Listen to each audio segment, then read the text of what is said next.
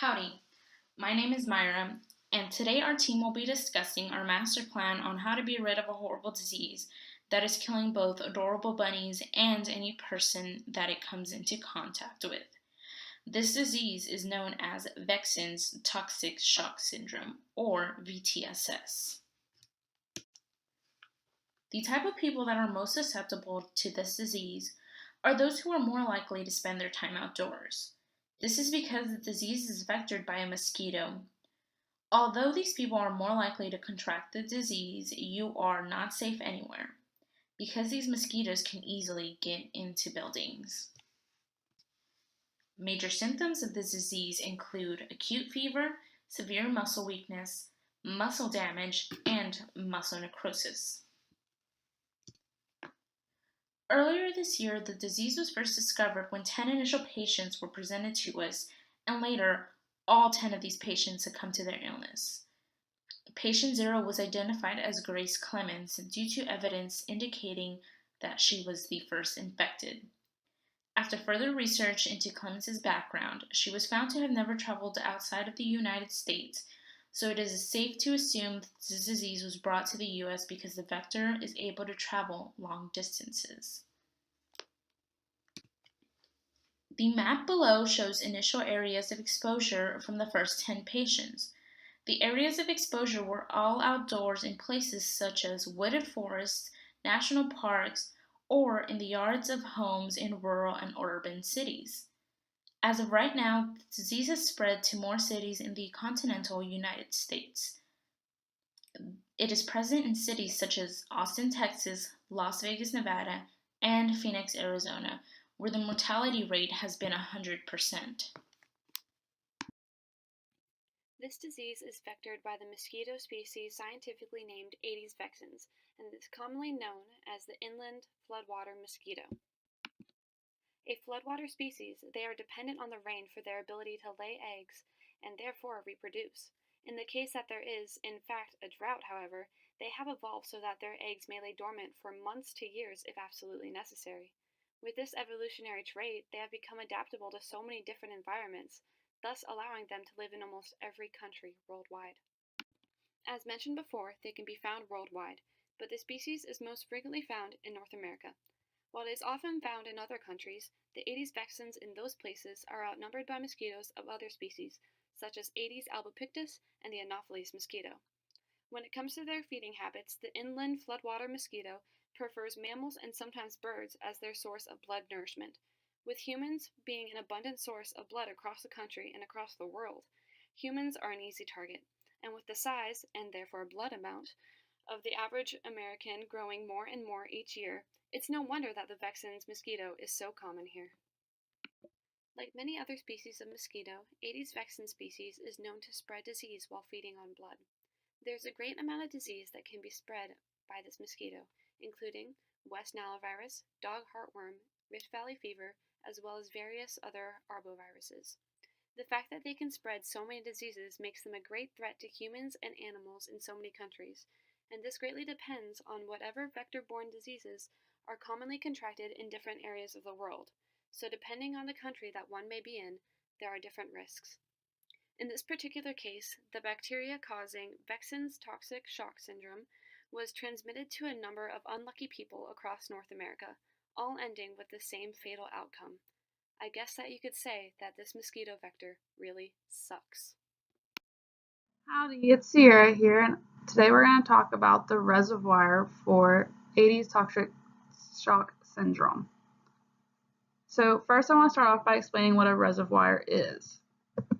Whenever a lot of people hear of reservoir, they think of a holding place for water. However, that's not the type we're going to talk about today.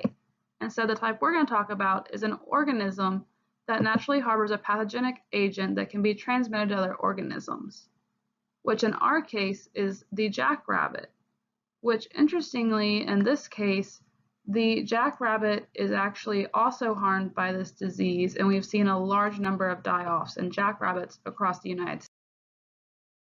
As mentioned before, the reservoir for this disease is the jackrabbit. The most common species of jackrabbits in the U.S. include the black-tailed jackrabbit, white-tailed jackrabbit, and the antelope jackrabbit.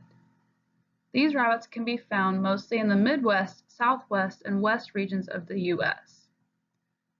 These areas contain habitats anywhere from desert to alpine meadows and includes grasslands. These are perfect environments for these jackrabbits because they include the types of grassy vegetations they prefer in their diets. These rabbits are active year-round due to their variety of adaptations to different temperatures. They also tend to be independent animals, but will come into closer contact during mating season. Laboratory tests were done in order to confirm the presence of the same bacteria in jackrabbits and humans.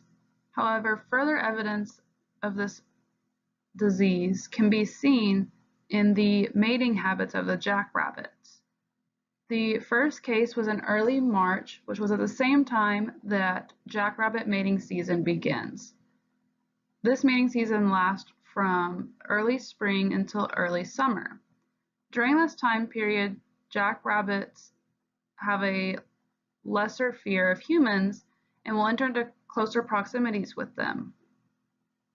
As a result, these rabbits that are infected can be bitten by mosquitoes that can then easily travel a short distance and bite a human and transfer the disease to the human. Additionally, almost all of the cases of infection were from places that had the proper vegetation for rabbits and then also suitable habitats for mosquitoes. And so then once the humans entered into them, they were then infected. Howdy, this is SPECtCulARLy, and in this slide I will be talking about the disease agent Staphylococcus aureus. Our team members ran multiple tests on the disease agent to indicate whether it was a virus or a bacteria. The test indicated that it was a bacterium. The bacteria was cocci-shaped in particular. More tests were run on the bacterium to indicate what species this bacterium belonged to.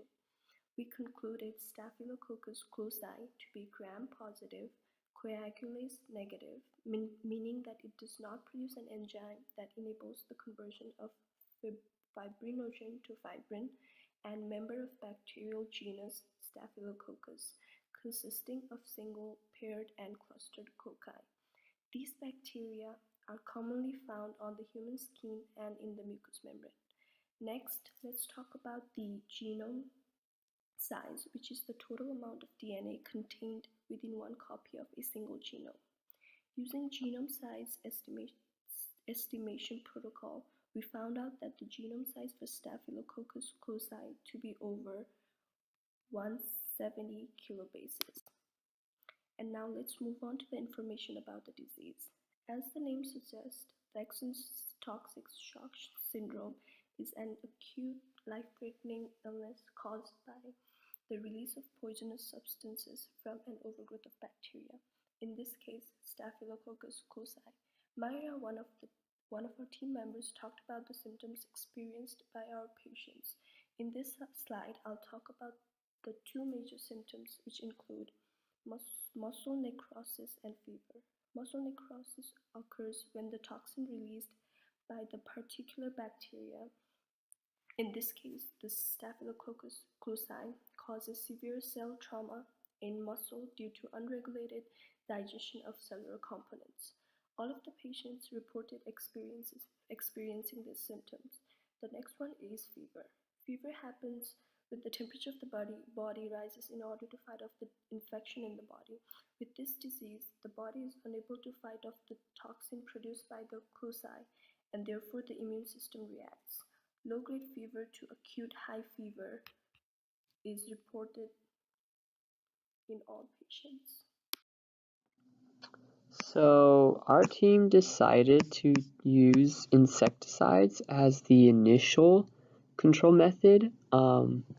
We decided that we were going to use biopesticides containing, and we came up with.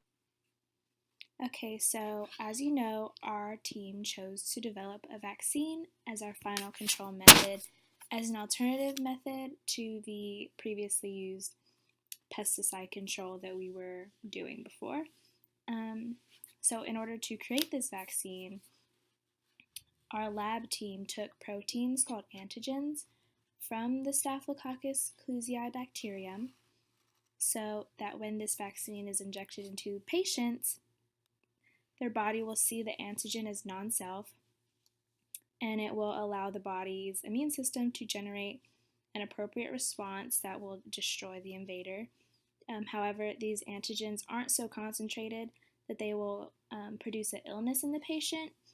So after being vaccinated, patients will develop an adaptive immune response, and their body will remember the antigen, so that if a patient happens to come in contact with Staphylococcus cluzii again, their body will remember, and their body will be able to generate a response so that they don't fall ill like many of our patients unfortunately had. So, due to the fact that VEXANS toxic shock syndrome has already spread across the United States, it may take years to develop a full plan to rid the nation of this disease in its entirety.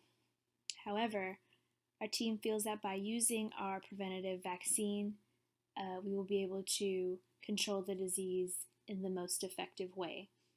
We feel that by launching a nationwide vaccination campaign and educational campaign, that we will be able to appropriately fight and combat the spread of VEXANS toxic shock syndrome and hopefully eradicate our nation of the disease completely.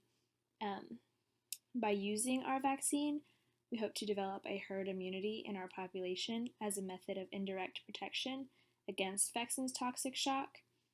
When that occurs, we will have a large amount of individuals in our population that have just become totally immune to the disease, therefore preventing it from being spread. Our team has also considered a number of other possibilities, such as our previously used pesticide method to help reduce the density of mosquito populations. We have also considered implementation of Toxorhynchides mosquitoes to help reduce those Aedes vexans populations as well. And both of these methods would also allow us to help reduce the incidence of VEXANS toxic shock syndrome. VEXANS toxic shock syndrome is a high